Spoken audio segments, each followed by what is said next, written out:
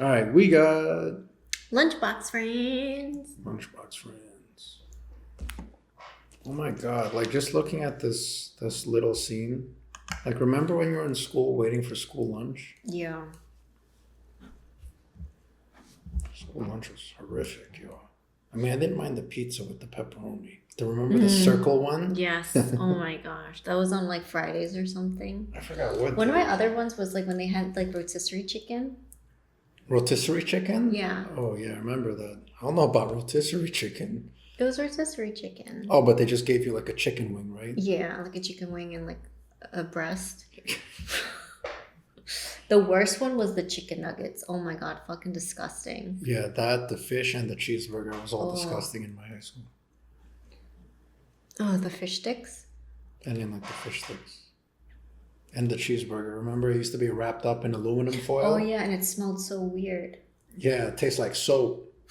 I remember that like vividly because every time I ate it, like I had such an aversion to that cheeseburger. I didn't have cheeseburgers after that for a It while. smelled weird. Definitely not real meat. All right, we got Melanie Martinez, Lunchbox friends.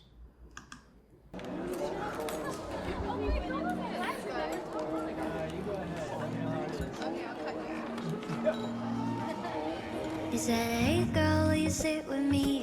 Table in the back cafeteria seat. We could be friends if you wanna be, but only till the clock hits 3. After lunch we can walk to class. Talk about the boys who we wanna smash. Talk about ways to get a little more cash.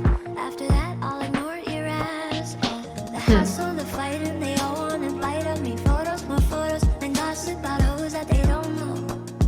Oh, they talk shit though.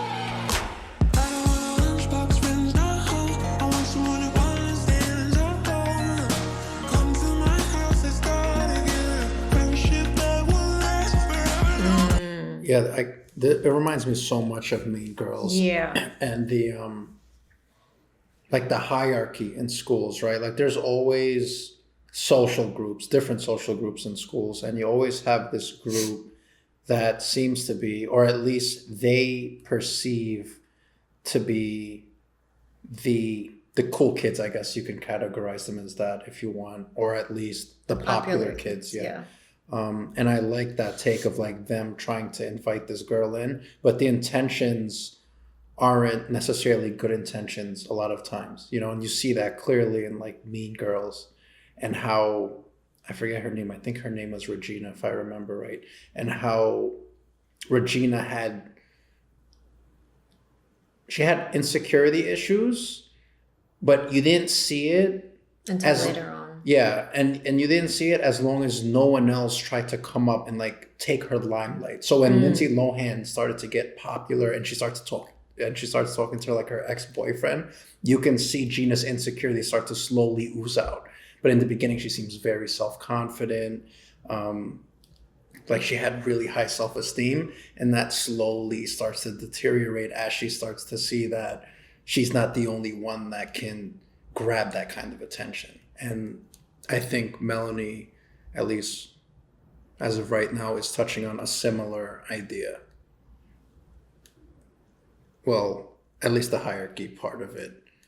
Yeah, and I love that she's exposing a lot of what's happening here where, you know, the moment that they're not eating or like not in school, like they're not going to be friends anymore. Like it's just only at this moment when they're like in the cafeteria and in school, they can be friends.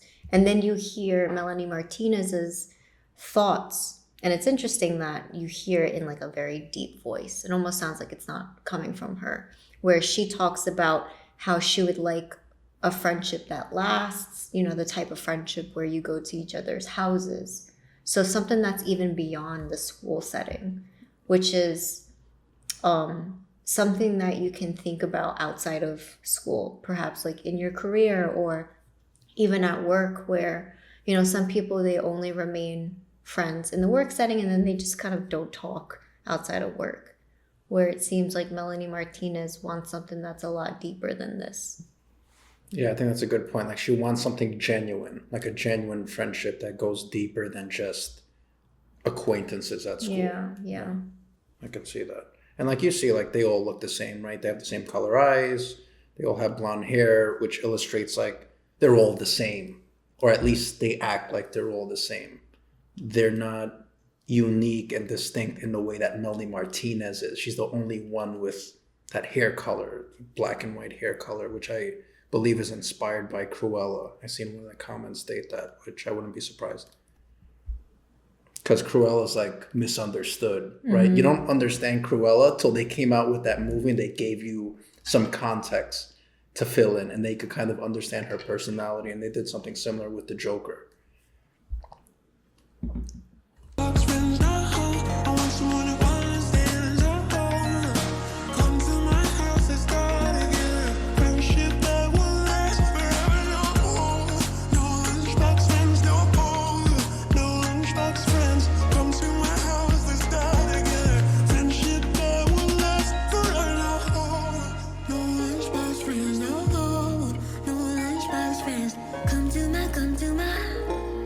Friendship that would last forever. They wear a fat ass in the brand new jeans. Want a baby in the back with the man of their dreams. Like, it's in the life for me.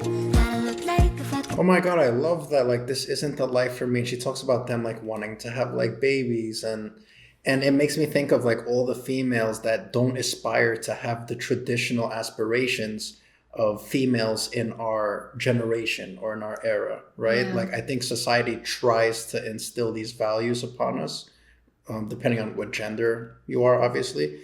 And they try to instill these values so that you have a very particular aspiration. So like with females, I think there was a point where like you aspire to have a family. That was a very big aspiration. You aspire to be married, especially during like the 60s. If you weren't married by a certain age, you seemed very different. You were alienated, and they thought something was wrong with you when you weren't married at that time. Yeah, and Mad Men actually touches on that tradition. And they, what do you call it? They, what's that word when you go against something? One of the characters, I think her name is Penny or Peggy, she goes against that tradition by, aspiring for a position that's not a secretary. And to your point, like, it's something that I think we always face, whether it's something that our parents push on us or even like friends. I think about all my friends and how there's, a big group of them that did follow that tradition of getting married and having kids and just have like a very traditional path. Whereas like there's others that decide not to get married, decide to have a dog as opposed to a child. So yeah, I love that, she touches on this. I don't think it's ever going to get old. Yeah, because it's just extremely relatable, and it'll be relatable in any generation, right? Because there's always outliers. There's always people that are like, yeah, this isn't for me. Like, college is not the route I want to take, or working 9 to 5 is not the route I want to take, or having a family, or going against cultural values, right? Like some cultural values, tell you that you should like take care of your parents when you get older and stay with your family, as opposed to like going on a journey and being independent, right? So that's always going to be a topic of discussion for sure. Mm-hmm.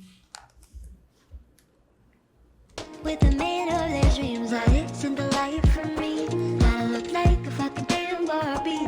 Showing on TV, people have high expectations of me. Wanna be my best friend and judge me if I smoke a little weed. Makes no fucking sense to me. The hassle, the fighting, they all wanna bite of me. Photos, more photos, and gossip about hoes that they don't know. Oh, they talk shit though. Lunchbox friends now. Don't want someone who understands. Come to my house, let's start again. Friendship that will last forever. No lunchbox. And you can see the facial expressions from some of the students. They're intrigued by this, right? Like, and I think that's a part of how we are when we see someone that's different. Mm-hmm. A part of us is intrigued by that because it's out of the norm. And I think that inspires creativity, and it inspires people to pursue their own creativity.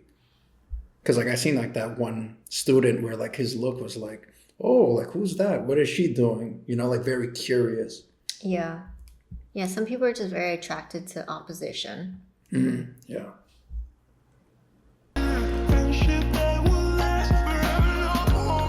No lunchbox friends, no home. No lunchbox friends. Come to my house, let's start again. Friendship that will last forever. No home, no home, no home, no home. Come to my house, let's start together. Friendship that will last forever.